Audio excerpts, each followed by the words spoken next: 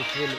ಇದು 1100 ವರ್ಷ ಆಗಿದೆ. ಇದು ಗಣಪತಿ ಕೆತ್ತಿ ಪ್ರತಿಷ್ಠಾಪನೆ ಮಾಡಿ ಇಲ್ಲಿ ಬೆಟ್ಟಕ್ಕೆ ಗೋಪುರ ಕಟ್ಟಬೇಕು ಅಂತ ಮಾಡ್ತಾರೆ. ದೊಡ್ಡ ಗೋಪುರ ಇದೆಯಲ್ಲ ಅದನ್ನು ಬೆಳಗ್ಗೆ ಗೋಪುರ ಕಟ್ಬಿಟ್ಟು ಬಂದರೆ ಸಂಜೆ ಹತ್ರಲ್ಲಿ ಬಿದ್ದೋಗುತ್ತೆ ಗೋಪುರ. 13 ಸರಿ ಹಾಗೆ ಗೋಪುರ ಕಟ್ತಾರೆ. ಆದರೆ 13 ಸರಿನೂ ಹಾಗೆ ಬಿದ್ದೋಗುತ್ತೆ. ಆವಾಗ ಇವರು ಯಾಕೆ ಈಗ ಆಗ್ತಾ ಇದೆಯಲ್ಲ ಅಂದ್ಬಿಟ್ಟು ದೇವ್ರನ್ನ ಪ್ರಾರ್ಥಿಸ್ಕೊಳ್ತಾರೆ, ಏನಾಗಿದೆ ಅಂತ ಹೇಳಪ್ಪ ನಮಗೆ ಅಂತ.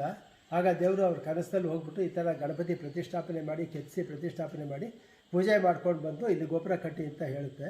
ಆವಾಗ ಇಲ್ಲಿ ಗಣಪತಿನ ಕೆತ್ತಿಸಿ ಪ್ರತಿಷ್ಠಾಪನೆ ಮಾಡಿ ಪೂಜೆ ಮಾಡ್ಕೊಂಡು ಹೋಗಿ ಗೋಪುರ ಕಟ್ಟಿದ ಮೇಲೆ ಗೋಪುರ ನಿಂತ್ಕೊಳ್ಳುತ್ತೆ. ಇದು ಕಥೆ ಇಷ್ಟು.